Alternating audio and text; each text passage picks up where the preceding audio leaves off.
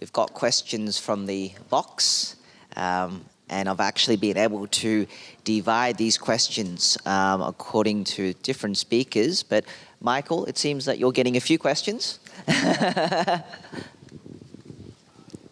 So I might start off with yourself, Michael, because there's been a few questions that have been raised. One question is, how important do you think improving colonic emptying is in the management of gastroparesis?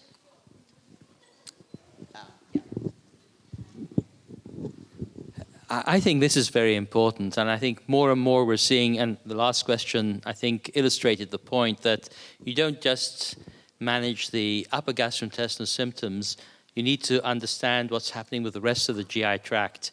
And that's why I said that nobody comes to see me. I mean, if they have high dysphagia, they might get away without a rectal exam. But otherwise, any other patient gets a rectal exam, and I treat the rectal evacuation disorder, the pelvic floor dyssynergia. I work with the dietitians to improve both the upper and the lower GI function. And I think so many patients that I've seen, the key to controlling the gastroparesis symptoms has been to manage appropriately the lower gastrointestinal issues. So as many of us have mentioned, many patients will have both gastroparesis and lower bowel dysfunction. The overlap between gastroparesis and functional gastrointestinal diseases is well established. So I think, not only clinically, but also one of the other things that we do is we will almost invariably do stomach, small bowel, and colonic transit measurements. Small bowel transit is probably less important, but I would feel a low level of resistance to assessing the colonic transit in addition to making sure that the pelvic floor is working well and is allowing defecation to occur appropriately and normally. Do you do any other pelvic floor studies or just assessing evacuation? So I think the question is, what do we do to evaluate the pelvic floor other than doing a rectal exam? Is that the question? What do I do in the rectal exam? Okay, so thank you so much for that. Smile. Let me qualify the question a little further. As a colorectal surgeon, I feel. So when we assess patients in our pelvic floor clinic, we do some manoeuvres to check evacuation and dyssynergia. Just bearing down is often okay, but we often go on to do proper things. Also manometry and so on. Are you just checking the pelvic floor function? So it's a great question. Thank you so much. There's actually a New England Journal paper which is entitled Chronic Constipation, and Tony Lembo is one of the authors. I won't tell you who the other author happens to be, but there's a table in that paper which I just put together based on basically my clinical experience. First of all, with the patient in the left lateral position, unlike the urologists, I don't examine patients in the sort of jackknife or knee-chin position. So the patient's in the left lateral position. I explain to the patient exactly what we're going to do, why we need to evaluate the pelvic floor. And then the first thing I do is I inspect the perineum while I ask the patient to bear down as though she or he is having a bowel movement. So first, look to see how much perineal descent there is. Second, get your finger into the anal canal and assess the tone of the sphincter. Sometimes the patient has such a spasm or contraction of the pelvic floor and the anal sphincters that you can hardly get your finger in, and that's the problem. If the patient is holding the pelvic floor too tight, you can't get your finger in. Sometimes it's hard to get your finger out, and that's that's the doctor's problem. And then I assess sphincter squeeze, which is almost invariably normal or high in these patients. And then the fourth point is to assess again with the finger and the rectum how much descent there is descent of the perineum there is when you ask the patient to bear down as though she or he is having a bowel movement. And I assess whether there is paradoxical contraction while I do that examination. And then the final point is to see whether the pelvic floor is tense or tender on palpation. So I think colorectal surgeons and ourselves in gastroenterology, and Alison Malcolm is here somewhere, I'm sure, and she's also done a lot of work in this area. So first of all, a good rectal examination. We're actually going to be submitting some data showing that over, I don't know, 440 patients examined by one person, I actually predicted the resting and squeeze sphincter pressure correctly by just saying low, normal, or high. And so the fellows now call this gold finger. I should have tried to commercialize it, but okay. So third point is we sometimes do some tests. In rectal manometry and balloon expulsion are the main things that we do. We're actually finding that weight-based balloon expulsion test is probably better than time-based balloon expulsion. But again, this is part of the comprehensive assessment of the patient who's coming to see us with nausea, bloating, pain, sometimes with constipation, and to think about the whole GI tract as possibly the cause of the symptoms. Now, I should stop talking. Michael, can I just actually ask one question? How efficacious have you found prucalopride? Because there was a randomized control study in pediatrics which showed that it was no better than placebo for constipation. It's a great question. So there's actually also a randomized control trial in adults showing that prucalopride was no better than a polyethylene glycol osmotic laxative. I think it's really important when we assess a prokinetic to make sure that the patient does not have a rectal evacuation disorder. You see, if the gates of the pelvic floor are closed, no amount of prokinetic from above is going to get it to empty. And that's why an osmotic laxative was probably as good, if not better, in that Sinca article in APT, better than a prokinetic laxative like prucalopride. So, coming back to your question, kids with constipation, the most common associated problem, I think, is pelvic floor dysfunction. It's the retention, the posturing, and all of that. So I think it's difficult, unless you've excluded an evacuation disorder, to say that a prokinetic approach is not efficacious. And I will stop talking. Yeah. I think one of the clues that an evacuation disorder is there is where the patient's, I mean, obviously excessive straining, but where they're even having trouble passing a liquid motion. And my finger is not as educated as Michael's, and I suspect not many people have one, but if this was an IBS discussion, we'd have the pelvic floor physios here. And a good pelvic floor physio is worth their weight in gold, although possibly not as much as Michael's finger. But Okay, I have another question for Michael from the audience, and that is that why do you think there is a female predominance for gastroparesis, and why often do they present in younger age? Does it burn out as you get older? So I'll answer the last bit. Does it burn out as females grow older? And I think the answer is no. And that's mostly based on clinical experience rather than anything else. So there are two main reasons why I think that there is certainly a biological reason or rationale for female predominance. And then there's a sort of behavioral, psychological burden reason why I think it's more common among females. So let me talk about the physiological. There is evidence that progesterone is delaying colonic transit and gastric emptying. So often you find that patients have more constipation in the second half of the menstrual cycle or in the run-up to having a menstrual period. And then once the menstruation starts, often at least patients will tell you, and I think Peter Warwell showed this as well in some earlier papers, that defecation might occur close to the time when the progesterone level is dropping and there isn't so much inhibition of colonic function. So that's one reason. There's also some evidence that estrogen receptors are on smooth muscle of the gastrointestinal tract. And so if estrogen, because of the changes that are occurring in the follicular phase of the menstrual cycle, you may have effects on smooth muscle function and also on visceral afferents, therefore increasing the pain sensation. So those are the physiological reasons that I can come up with.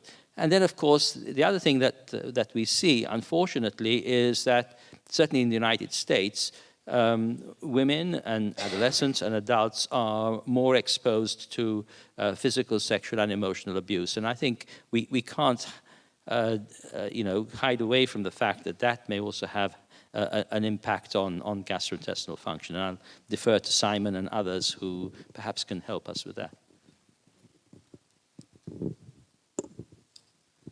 Okay, and I have another question for you, Michael. So you're getting a few now.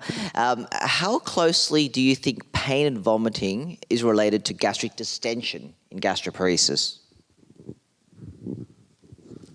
So gastric distension in gastroparesis, the more we've studied this, the more we think that there's an overlap, and I think Jeff Hubbard mentioned this as well, that there's the increased sensitivity that's occurring here that may be a cofactor, not only the gastric empty. You know, the gastric empty is one of the things that we can measure, but we both sort of have, I think, indicated that a failure of stomach accommodation or an increase in the sensitivity of the upper gastrointestinal tract may also be contributing to the sensations of pain and bloating, and perhaps even the sensation of fullness. So one of the things that I've certainly learned in my career at Mayo is that we try to measure these physiological functions, and we try to come up with validated approaches to identify that increased sensitivity or the impaired gastric accommodation or the impaired gastric emptying, and then to try to individualize treatment depending upon which of these three factors we're identifying in the individual patient. So that's kind of the approach that we've taken. So there's a sort of a semi-experimental model, which is the patient who's got a peg in, who can empty their stomach, and there's certainly a group of patients who will empty a litre out of their stomach and feel a lot better for it. And in that group, I think it's the distension's a big part of it. There are some patients who don't seem to have anything in their stomach and they have a glass of water and feel terrible. In that case, it's probably not the fact that it's the volume in the stomach. And we do have a group of patients who say, my peg's not working, I can't vent anything, because they've still got their symptoms, but in fact their stomach's completely empty and the symptoms are due to something else. So it's a bit of a mixed bag. But if the patient has a peg in and they're able to vent, then that's one way to find out. All right, Jeff, I have some questions for you. The first one is in regards to erythromycin use and tachyphylaxis. Do you factor that in your prescribing of erythromycin? I'm not a great fan of erythromycin. I almost never use it. I find that the oral form makes GI symptoms worse, and the IV form, if it works, is only brief and only able to be used in hospital. Having said that, I do have seen a couple of patients who swear by it, so I wouldn't not try it at all. If the patient wanted to try it, I would say, okay, have a go. But remembering that the dose is a bit lower than the antibiotic dose, and that it's that the liquid formulation is preferable, both to get that dose and also for absorption purposes. But it's a drug that I almost never use. Okay. And another question is, when do you see a need for full thickness gastric biopsies? Yep. So I hadn't done any for a long time, but since we've been putting in jejunal tubes and we've had more access because we've got a surgeon who's happy to put a stapler across the stomach and get a full thickness biopsy, we've been doing it. Also, I've had one patient where we diagnosed an autoimmune enteric neuropathy on the full thickness biopsy, which substantially altered her management. So what I'm doing now is, if it comes to the point where someone's having a jejunal tube put in, I'll get the surgeons to do a full thickness gastric, and they usually take the appendix and a little bit of the side of the cecum at the same time, and we send that off for histopathology and special stains. Okay. Well, some of you know that some of my colleagues do this. I don't. I would do it if the patient is actually, just as you say, Jeff, going to have a jejunal tube placed. The problem I have is that we have very little data on the number of inflammatory cells that should be in the myenteric plexus to diagnose autoimmune enteropathy, the number of interstitial cells of Cajal in the different parts of the stomach and the different parts of the intestine. So in my mind, the most definitive information you can get from a full thickness biopsy is that the smooth muscle is being strangled by collagen in a condition called scleroderma. And most patients with scleroderma, I think you should be able to identify as they walk into your office. You don't need a full thickness biopsy. So in summary, even though you can get a full thickness biopsy, and some of my colleagues at Mayo have written papers about how to do this endoscopically by tunneling in under the mucosa, getting a full thickness biopsy to assess, you know, we have no idea what the numbers of interstitial cells or inflammatory cells should be present. There may be regional differences between the antrum, the body, and the fundus of the stomach. We have no idea what the numbers should be in different parts of the small intestine, etc. So because of all of those reasons, I would concur with Jeff that the only time to do a full thickness biopsy would be if the patient is having an intervention where the management of the patient for enteral feeding or for some other reason requires a laparoscopy. Otherwise, I wouldn't recommend it. Okay. Simon, I have a question for you. How does CBT compare to mindfulness techniques in your treatment approach to gastroparesis, and what do you think would be more effective? Well, that's a CBT and mindfulness. Okay. Well, ultimately it comes down to, first of all, what the client wants and what the client feels will work for them. So one of the things that I do in my assessment, it doesn't involve any fingers. I'll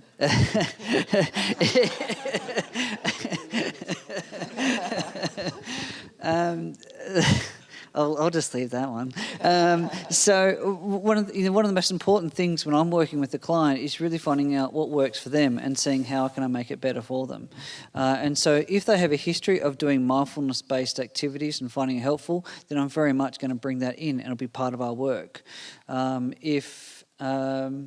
And it might be that I'm doing mindfulness with other forms of intervention, whether it be cognitive behaviour therapy or acceptance commitment therapy or whatever it might be. There might be an aspect around mindfulness.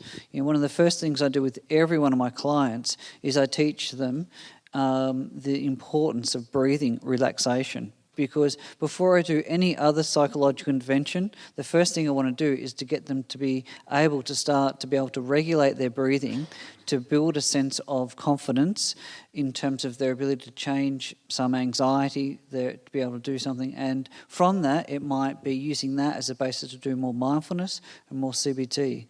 As to which one's more efficacious, well, I think mindfulness is just one component, whereas CBT is a family of cognitive and behavioural strategies, so which can include mindfulness. So I don't necessarily just do mindfulness. It is a component, and it can be helpful for some clients, but there's some evidence to suggest that it's not effective all the time, and it can actually have abreaction. So again, you know, working with the client is the best way to then help identify what's going to be helpful for them, and then trying as you go, and keeping fingers to the side. Okay, thank you for that. Usha, I have one for you. It's regarding pediatric patients and their absorption of medications, particularly some prokinetics. Is there any concerns about erratic absorption or efficacy in younger children?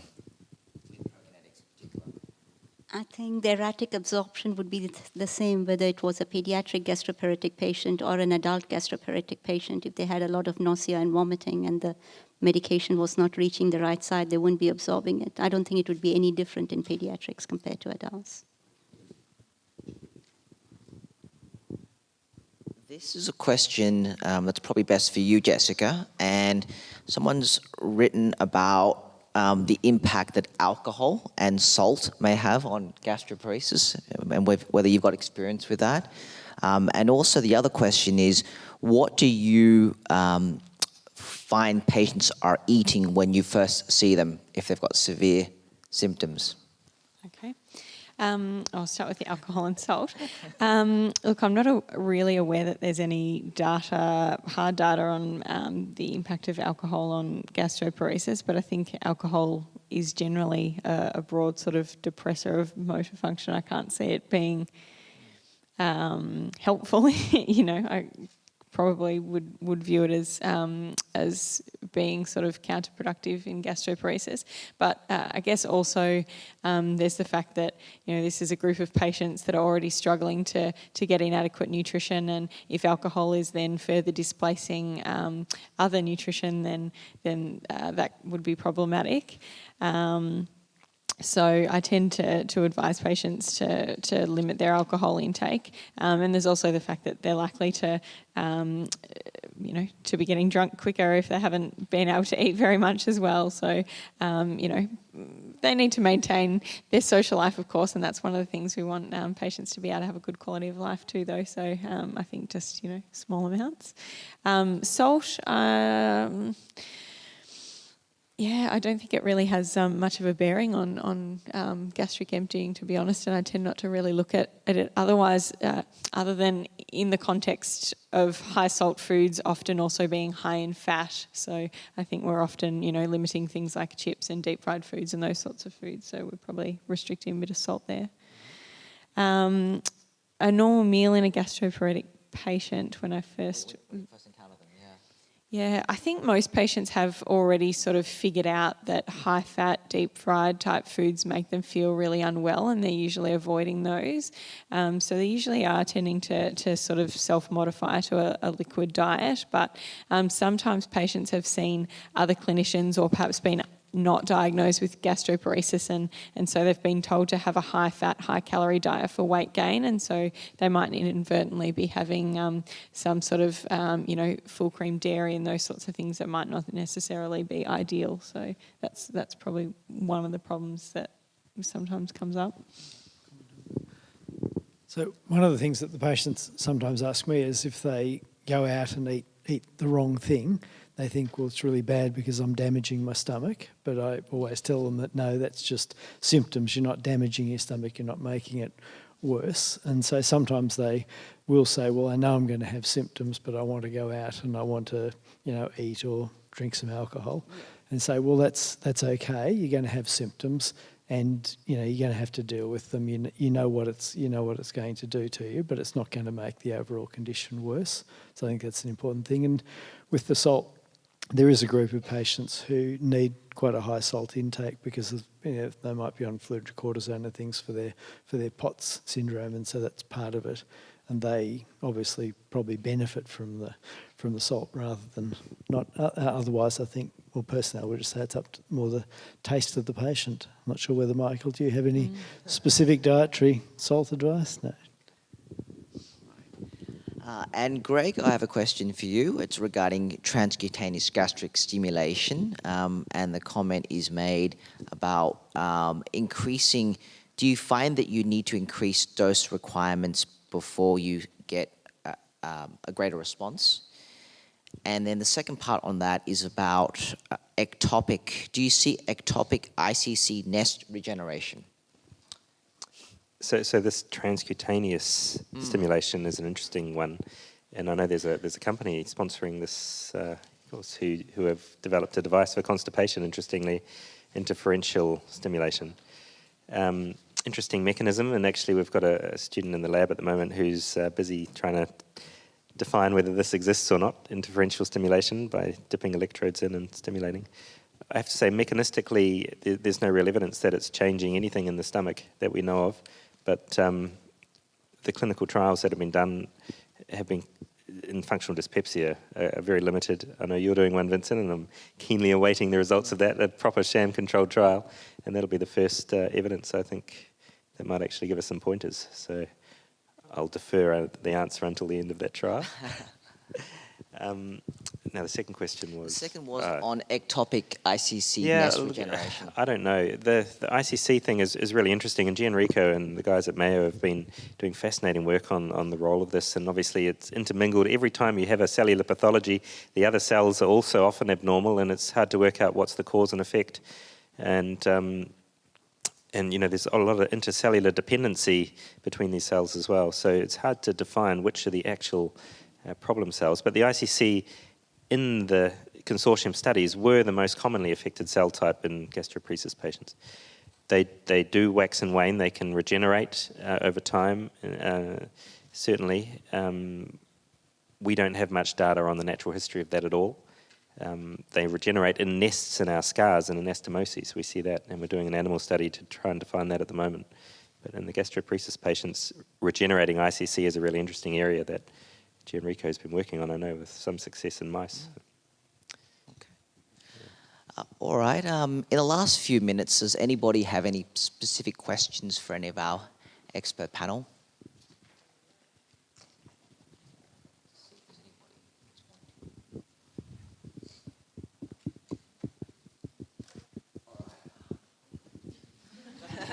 I'll take that back.